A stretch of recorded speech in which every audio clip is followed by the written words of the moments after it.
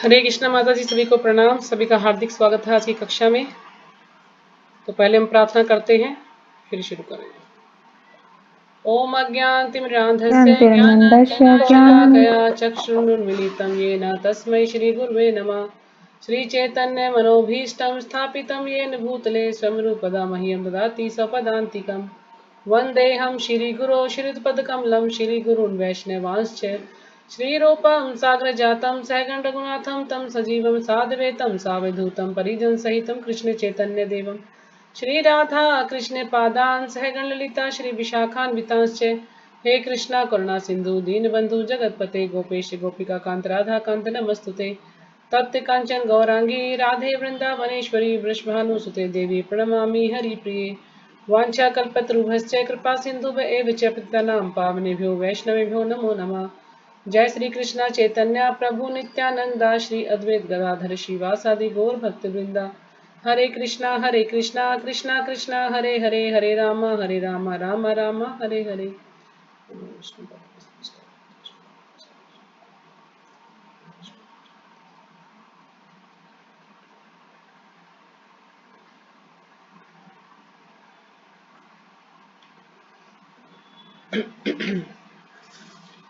तो कल हमने किया था श्लोक संख्या 12 और 13। तो उसमें बताया था कि जीवन की विभिन्न आवश्यकताओं की पूर्ति करने वाले विभिन्न देवता यज्ञ संपन्न होने पर प्रसन्न होकर तुम्हारी सारी आवश्यकताओं की पूर्ति करेंगे, किंतु जो इन उपहारों को देवताओं को अर्पित किए बिना भोगता है वह निश्चित रूप से चोर है। तो यहाँ पर बता रहे हैं, भगवान अर्जुन को बोल रहे हैं कि अगर हम देवताओं की के लिए कोई भी यज्ञ करते हैं, कोई भी हमें कुछ सुविधा चाहिए है ना, किस जैसे कि हिरण्यकशिपु ने इतनी जो है तपस्या की थी कि उसे अमर बनना था, इस प्रकार से हमारी भी कोई भी इच्छा होती है तो हम उसको पूरा करने के लिए यज्ञ करते हैं ताकि देवता उससे प्रसन्न होंगे और हमें वो चीज दे देंगे। तो देवता हमें वो दे भी देते हैं, मान लीजिए जो हमारी इच्छा है उसको पूरा कर देते हैं। तो फिर हमारा कर्तव्य क्या है कि हम उनको अर्पित करें, जो भी चीज हमें मिली है हम उनको अर्पित करें, लेकिन हम उनको अर्पित ना करके अपने भोग के लिए उसको इस्तेमाल करते हैं। तो इसलिए यहाँ पर बताया गया कि हम चोर हैं। यदि हम उन उपहारों को उन्हें अर्पित नहीं करते देवताओं को तो फिर हम चोर कहलाते हैं। तो हमें जो भी वस्तुएं मिलती हैं हमें पहले भगवान को अर्पित करना चाहिए, या कोई भगवान को नहीं जानता है तो देवी देवता की पूजा करता है तो देवी देवता को अर्पित कर सकता है। वैसे तो हमें भगवान की ही भक्ति करनी चाहिए, लेकिन जिसको भगवान के बारे में बिल्कुल ज्ञान ही नहीं है, जानता ही नहीं है, तो कहते हैं ना करने से तो कुछ करना अच्छा है। तो इससे अच्छा तो वो देवताओं के लिए देवताओं की भक्ति करे। ऐसे लोगों के लिए देव यज्ञ का विधान बताया गया है कि वो देवताओं के लिए यज्ञ करे, अगर वो भगवान के लिए कुछ नहीं करता, भगवान को नहीं जानता है तो अगला श्लोक था, भगवान के भक्त सभी प्रकार के पापों से मुक्त हो जाते हैं क्योंकि वे यज्ञ में अर्पित किए भोजन प्रसाद को ही खाते हैं। अन्य लोग जो अपनी इंद्रिय सुख के लिए भोजन बनाते हैं वे निश्चित रूप से पाप खाते हैं। तो यहाँ पर यही बता रहे हैं कि जो लोग भगवान को भोग नहीं लगाते हैं और अपनी इंद्रिय तृप्ति के लिए भोजन बनाते हैं और उसको ग्रहण करते तो वो पाप ही खाते हैं। तो हमें क्या करना चाहिए, हम कुछ भी बनाए, हो सकता है हमारी भी इच्छा हो उसकी आज हमें ये खाना है, तो हम उसको बनाए और भगवान को भोग लगाए और फिर उसको हम प्रसाद के रूप में लेंगे तो हम पाप कर्मों के बंधन में नहीं बंधेंगे, हमें कोई पाप नहीं लगेगा, हम उससे मुक्त हो जाएंगे। क्योंकि प्रसाद का इतना महत्व है, यदि हम प्रसाद ग्रहण करते हैं तो हमारे जो पाप हैं वो धीरे धीरे अपने आप ही नष्ट हो जाते हैं, यदि हम भगवान को भोग लगा हुआ ही प्रसाद ग्रहण करते हैं तो प्रसाद का बहुत महत्व है। तो हमें जो भी कुछ खाएं भगवान को भोग लगाकर ही खाएं। तो आज हम पढ़ेंगे, अगला श्लोक है 14वां और 15वां। अन्नाद भवन्ति भूतानि पर्जन्याद अन्न संभव यज्ञात भवति पर्जन्यो यगः कर्म समुद्भवः। तो जो भी माता जी श्लोक पढ़ना चाहे पढ़ सकती हैं। हरे कृष्णा माता जी, प्रणाम। हरे कृष्णा, प्रणाम। अन्नात् भवन्ति भूतानि पर्जन्यात् अन्न संभव यज्ञा भगवती पर्जन्य यज्ञ कर्म समूह भद्व। हरे कृष्णा माता जी, हरे कृष्णा माता जी, दंडवत प्रणाम। प्रणाम। अध्याय संख्या 3 कर्मयोग, श्लोक संख्या 14। अन्नाद् भवन्ति भूतानि पर्जन्याद् संभव यज्ञाद् भवति पर्जन्यो यज्ञकर्म समुद्भव। हरे कृष्णा माता जी। जी हरे कृष्णा। और कोई? कमलेश माता जी आप पढ़ेंगे?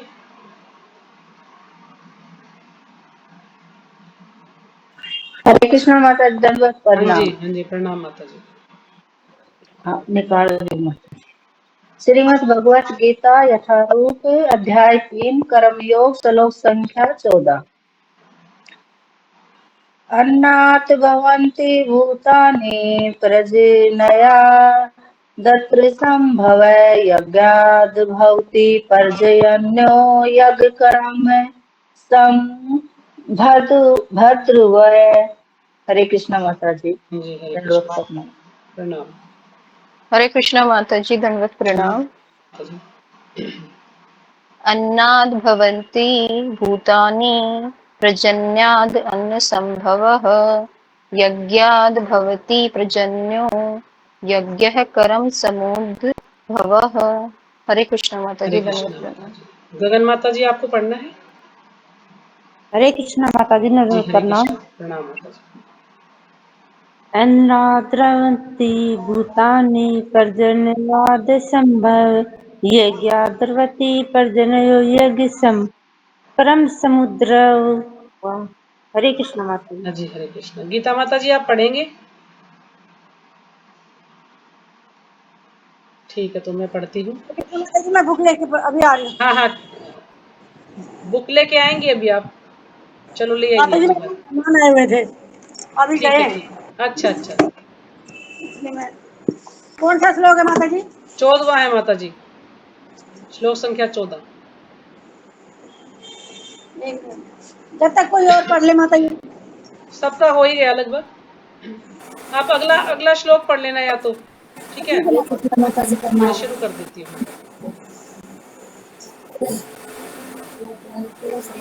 माता जी अगला पढ़ूँ? हाँ हाँ ठीक, अगला पढ़ेंगे। शतकांता माता जी पढ़ना है, चलिए। भूतानि पर्जन्या देखो आवाज आ रही है ना इसकी।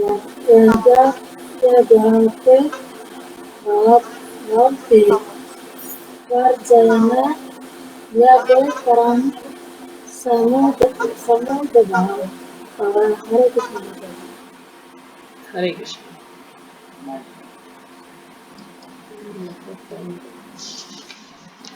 तो ठीक है, शुरू करते हैं। शब्दार्थ। अन्नात्, अन्न से, भवंती उत्पन्न होते हैं, भूतानि भौतिक शरीर, प्रजन्यात् वर्षा से, अन्न का, संभवः उत्पादन, यज्ञात यज्ञ संपन्न करने से, भवती संभव होती है, प्रजन्यः वर्षा, यज्ञः यज्ञ का संपन्न होना, कर्म नियत कर्तव्य से, समुद्भवः उत्पन्न होता है। अनुवाद। सारे प्राणी अन्न पर आश्रित हैं जो वर्षा से उत्पन्न होता है। वर्षा यज्ञ संपन्न करने से होती है और यज्ञ नियत कर्मों से उत्पन्न होता है। तो यहाँ पर बता रहे हैं कि सारे भगवान बता रहे हैं अर्जुन को कि जितने भी प्राणी हैं, जितने भी जीव हैं, सब अन्न पर ही आश्रित हैं। और अन्न कैसे उत्पन्न होता है? वर्षा से उत्पन्न होता है। और वर्षा यज्ञ संपन्न करने से होती है। वर्षा कब होती है? जब हम यज्ञ करते हैं। जब हम देवताओं के लिए यज्ञ करते हैं तो इंद्र देवता वर्षा करते हैं। और यज्ञ नियत कर्मों से उत्पन्न होता है। और यज्ञ किससे उत्पन्न होता है? नियत कर्मों से। जो भी हमारे नियत कर्म बताए गए हैं कि हमें शास्त्रों में कि हमें कौन सा यज्ञ करना चाहिए, तो वो उसके द्वारा वो उत्पन्न होता है।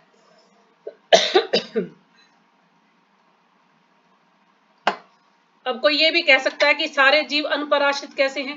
क्योंकि जो मांसाहारी जीव हैं, जो कि शेर है या चीता है, तो ये सब मांस खाते हैं। तो इनको कैसे हम कहते हैं अन्न पर आधारित है?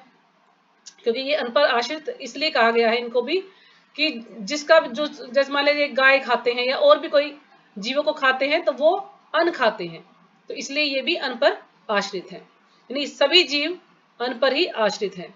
और अन्न कब उत्पन्न होता है? जब वर्षा होती है। और वर्षा कैसे उत्पन्न होती है? यज्ञ करने से। और यज्ञ नियत कर्मों से उत्पन्न होता है। तो तात्पर्य श्रीपाद जी के द्वारा, श्रीपाद जी की जय। भगवत गीता के महान टीकाकार श्री बलदेव विद्याभूषण इस प्रकार लिखते हैं।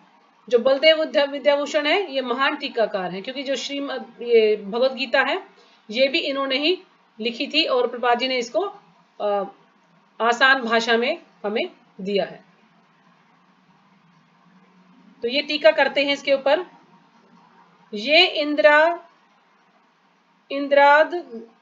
इंद्राधंग तयावस्थितम यगम सर्वेश्वरम विष्णुम भयचर्या तच्छेष मशनन्ति तेन तदेह यात्राम संपादयन्ति ते संतः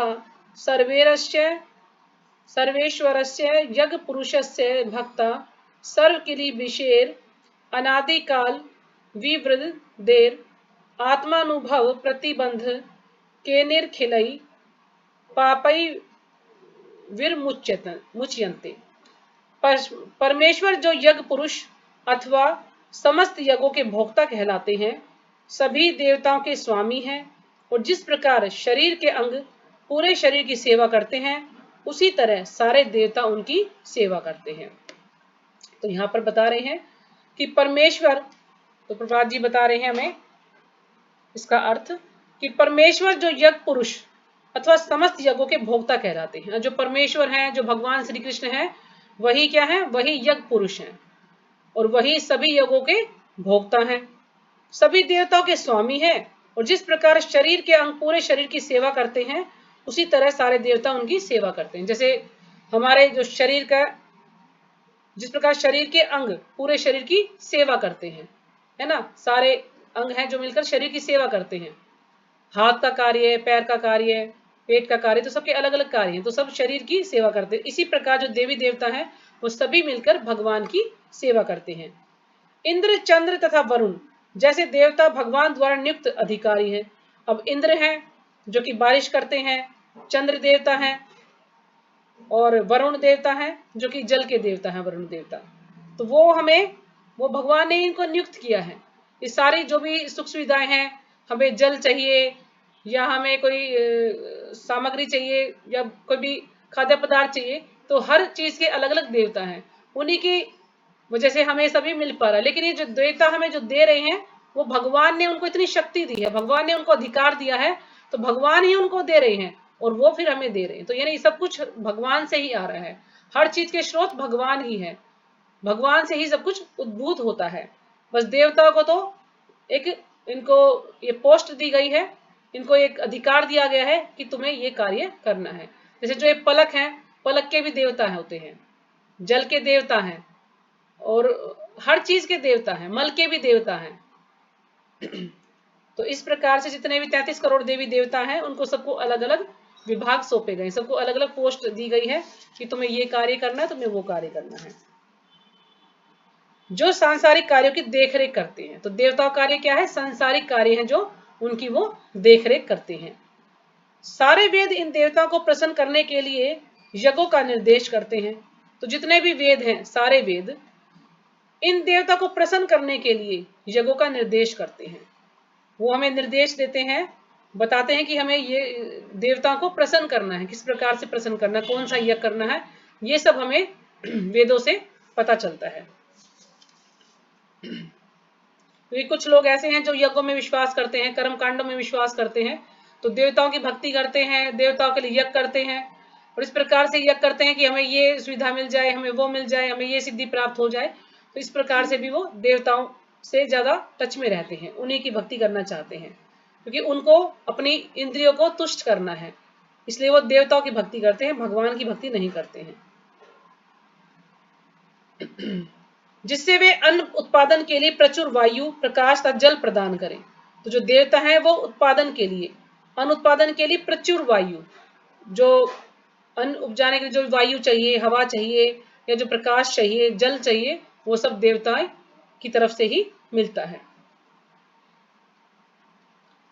जब कृष्ण की पूजा की जाती है तो उनके अंग स्वरूप देवताओं की भी स्वतः पूजा हो जाती है। जब हम कृष्ण की पूजा करते हैं तो जो उनके अंग स्वरूप है देवता क्या है, उनके अंग स्वरूप है, तो उनकी भी स्वतः ही पूजा हो जाती है। जैसे कि अगर हम पेड़ में पेड़ की जड़ में जल देंगे तो पूरा पेड़ हरा भरा हो जाएगा। हमें अलग से पत्तियों को, टहनियों को अलग से पानी देने की आवश्यकता नहीं है।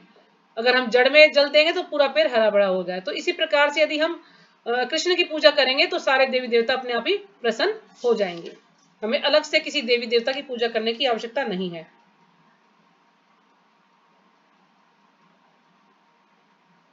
अतः देवताओं की अलग से पूजा करने की आवश्यकता नहीं होती। इसी हेतु कृष्ण भावना भावित भगवत भक्त सर्वप्रथम कृष्ण को भोजन अर्पित करते हैं और तब खाते हैं। तो इसी प्रकार से इसी हेतु यानी इसी लाभ हेतु जो कृष्ण भावना भावित भक्त हैं वो क्या करते हैं, सबसे पहले भगवान को भोजन अर्पित करते हैं और तभी उसको प्रसाद रूप में लेते हैं। तो यह ऐसी विधि है जिससे शरीर का आध्यात्मिक पोषण होता है। यदि हम प्रसाद लेते हैं तो इससे हमारे शरीर का आध्यात्मिक पोषण होता है, यानी हमें हमारे जो पाप है वो नष्ट होते हैं, हमारी चेतना शुद्ध होती है और हम भक्ति में लगते हैं। तो प्रसाद की काफी महत्ता है। ऐसा करने से न केवल शरीर के विगत पाप में कर्मफल नष्ट होते हैं। तो यहाँ पर बता रहे हैं प्रभुपाद जी कि ऐसा करने से केवल शरीर के विगत यानी पुराने जो हमारे पहले के जो किए गए पाप हैं वो सब नष्ट होते हैं प्रसाद का सेवन करने से। प्रसाद का सेवन का अर्थ है कि प्रसाद की सेवा करने से, यानी प्रसाद को हम कभी ये नहीं कहते हमने प्रसाद खा लिया या आपने भोजन कर लिया, हम ये बोलते प्रसाद पा लिया। तो यानी प्रसाद हमने पा लिया। तो जैसे हमने प्रसाद की सेवा की तो हमारे सारे जो कर्म फल हैं वो सब नष्ट हो जाएंगे। अपितु शरीर प्रकृति के समस्त कल्मशों से निरापद हो जाता है। और जो हमारा शरीर है प्रकृति के समस्त कल्मशों से, प्रकृति के जो भी कष्ट हैं, है ना, जो भी पाप हैं, जो भी कष्ट हैं, उन सब से हम निरापद हो जाते हैं। निरापद यानी उनसे हम अलग जो है उनसे हम अलग हो जाते हैं, यानी उनसे हम मुक्त हो जाते हैं। अपितु शरीर प्रकृति के समस्त कल्मशों से निरापद हो जाता है। निरापद यानी मुक्त हो जाता है वो उनसे।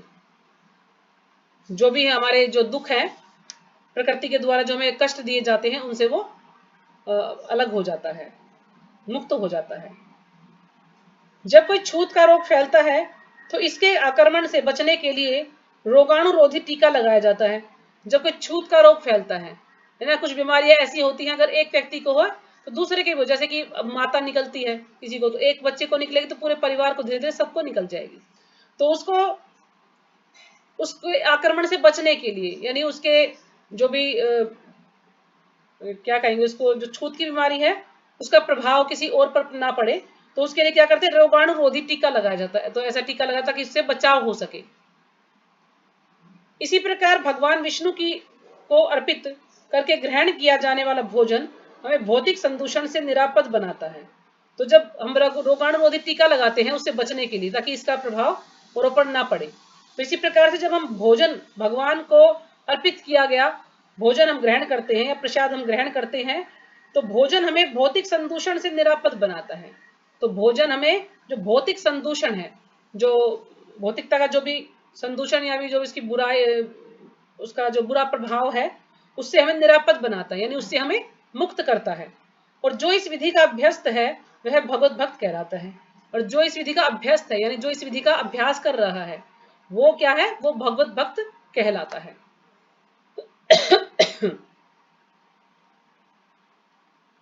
क्योंकि जो भी कृष्ण भावना भावित भक्त हैं वो सब भगवान को भोग लगाकर ही प्रसाद ग्रहण करते हैं, तो इसलिए वो भगवत भक्त कहलाते हैं जो इस विधि का अभ्यस्त है यानी अभ्यास करते हैं। अतः कृष्ण भावना भावित व्यक्ति जो केवल कृष्ण को अर्पित किया गया भोजन करता है वह उन समस्त विगत भौतिक दूषणों के फलों का सामना करने में समर्थ होता है। तो यहाँ पर कहा कि जो कृष्ण भावना भावित व्यक्ति है जो केवल कृष्ण को अर्पित किया गया ही भोजन करता है तो वह उन समस्त विगत भौतिक दूषणों के फलों का सामना करने में समर्थ होता है। यानी जो भी उसके जो पाप फल हैं, जो भी भौतिक कष्ट हैं उसके, उन सबके फलों का सामना करने में वो समर्थ बनता है।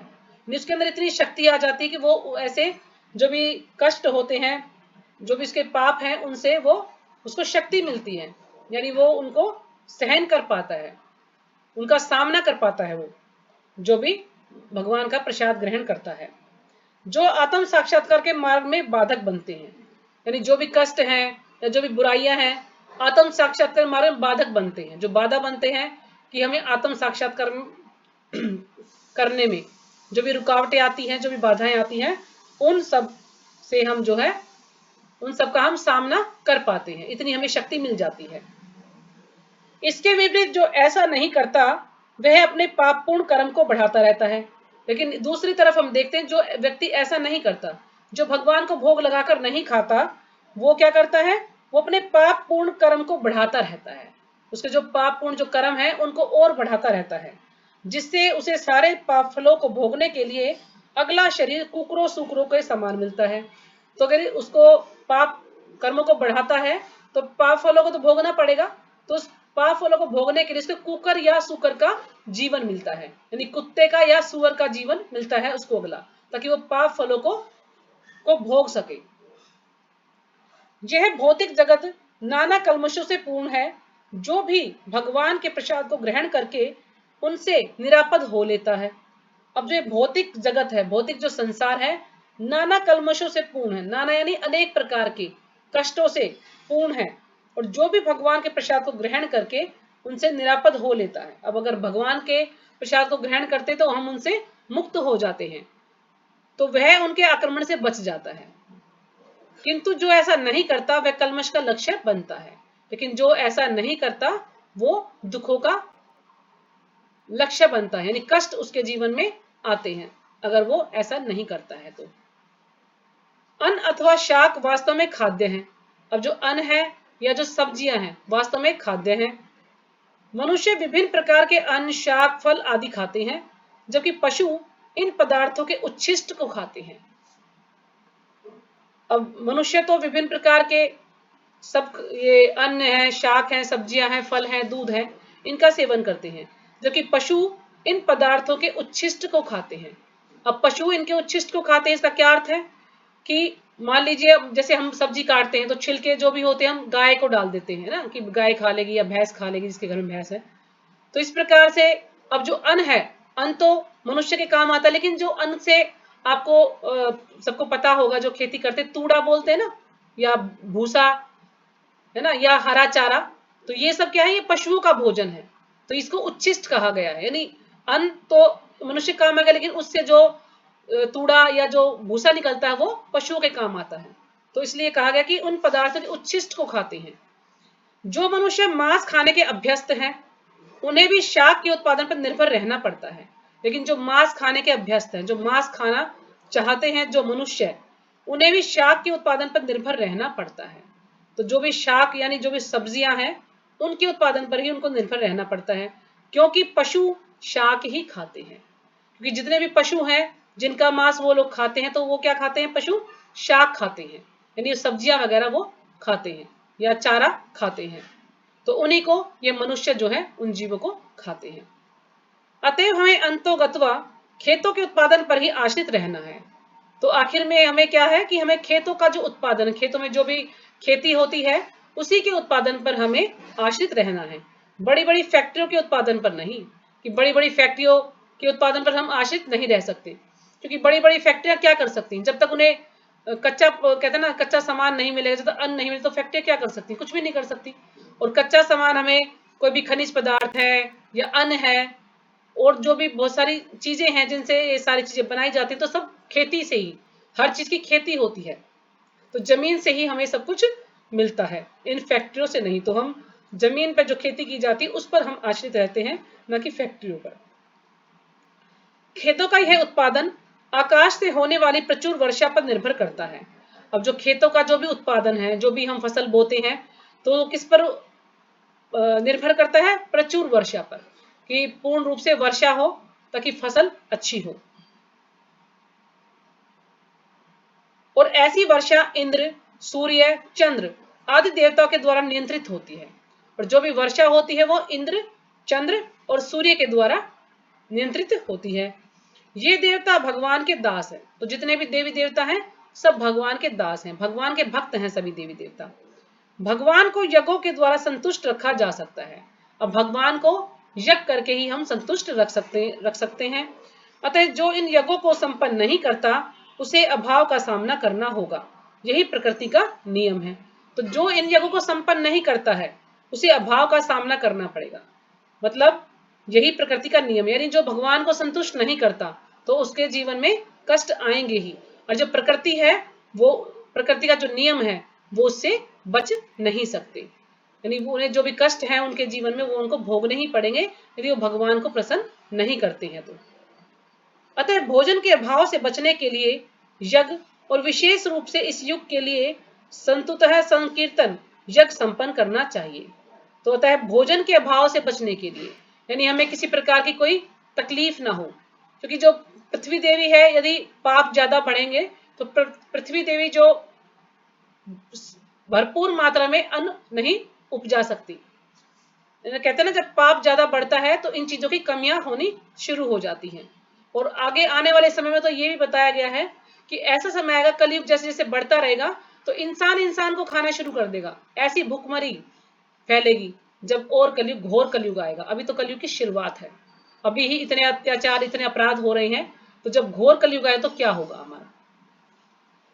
तो इसलिए इस भोजन के अभाव से बचने के लिए यज्ञ और विशेष रूप से युग के लिए संतुलित संकीर्तन यज्ञ संपन्न करना चाहिए। तो जो ये युग है, कलयुग है, इसके लिए संकीर्तन यज्ञ बताया गया है कि हमें संकीर्तन यज्ञ करना चाहिए, क्योंकि हम और यज्ञ नहीं कर सकते हैं, क्योंकि कुछ भी शुद्ध नहीं है और उसमें पैसा भी बहुत लगता है।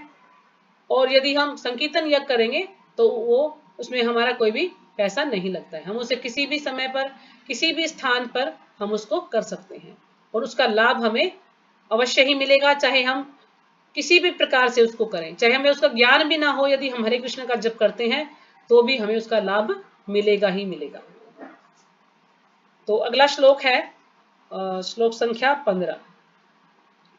कर्मे ब्रह्मोद्भवं विद्धि ब्रह्माक्षर समुद्भवं तस्मात् सर्वगतं ब्रह्म नित्यं यज्ञे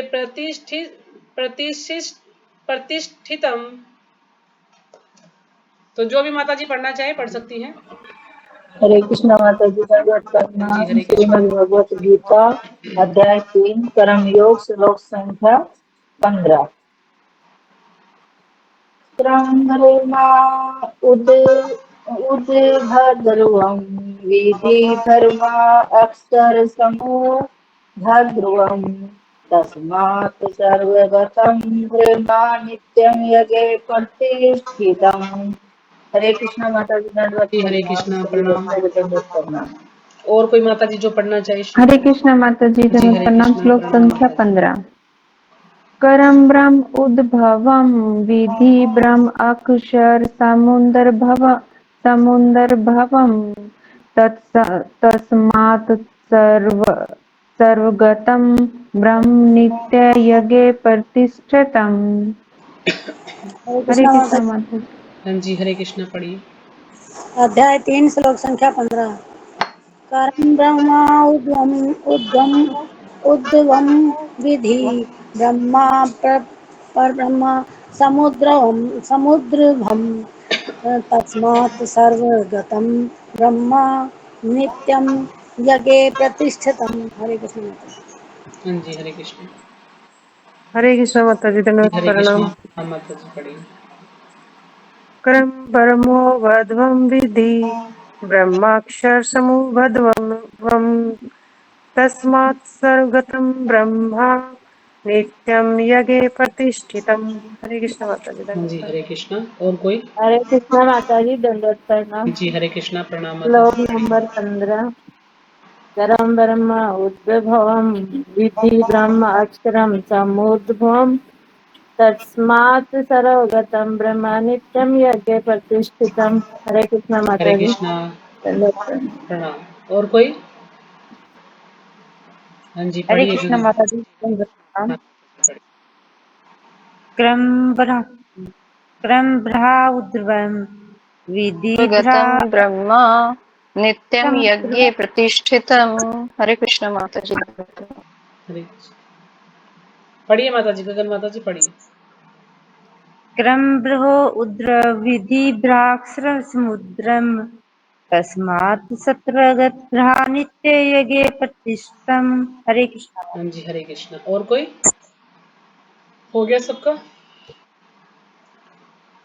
कर्म ब्रह्मोद्भवं विद्धि ब्रह्माशर समुद्भवम् तस्मात् सर्वगतं ब्रह्म नित्यं यज्ञे प्रतिष्ठितम्। कर्म कर्म ब्रह्म वेदों से उद्भवम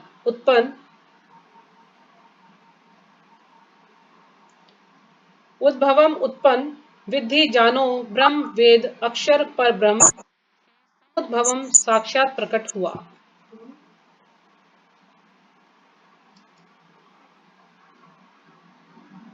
मगन माता जी का म्यूट है माता जी। कर दो कर दिया। हो गया। विद्धि जानो ब्रह्म वेद अक्षर पर ब्रह्म से समुद्भवम साक्षात प्रकट हुआ। तस्मात् अतः सर्वगतम सर्वव्यापी ब्रह्म ब्रह्म नित्यम शाश्वत रूप से यज्ञ यज्ञ में प्रतिष्ठितम स्थित। वेदों में नियमित कर्मों का विधान है और ये वेद साक्षात श्री भगवान पर ब्रह्म से प्रकट हुए हैं।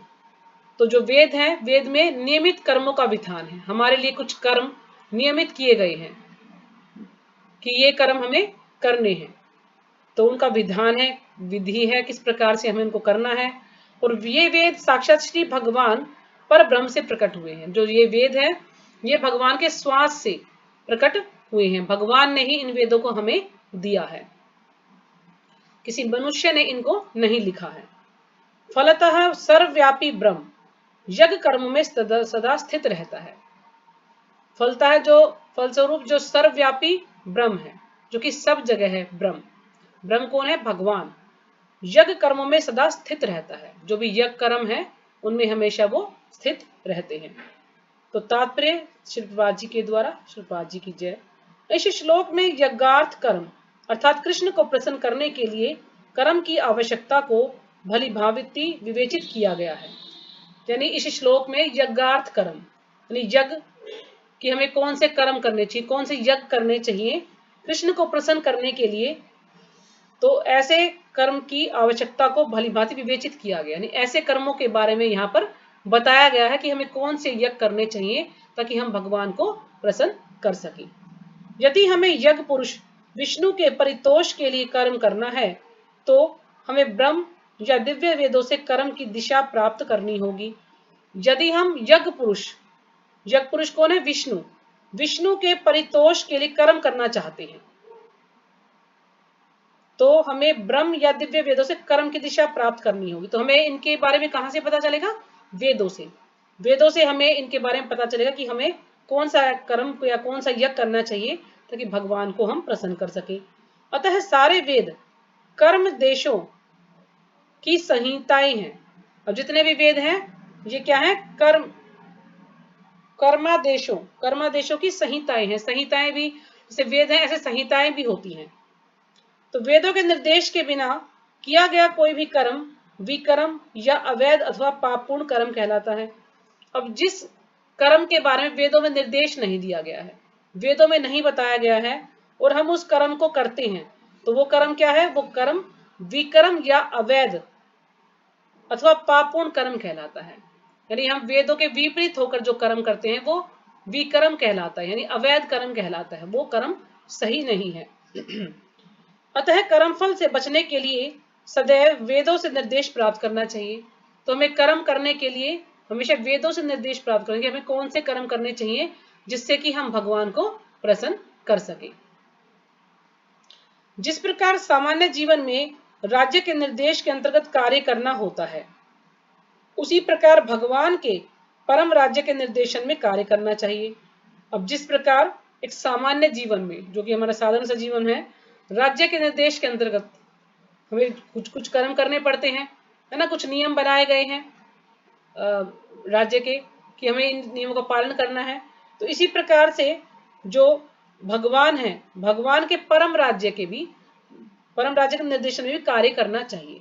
तो इसी प्रकार से हमें भगवान ने भी हमें कुछ नियम दिए हैं, हमें उन्हीं के अनुसार कर्म करना चाहिए। वेदों में ऐसे निर्देश भगवान के श्वास से प्रत्यक्ष प्रकट होते हैं। तो जो वेदों में ऐसे निर्देश भगवान के श्वास से प्रत्यक्ष प्रकट होते हैं। तो जो भी ये वेद हैं ये भगवान के श्वास से प्रकट हुए हैं।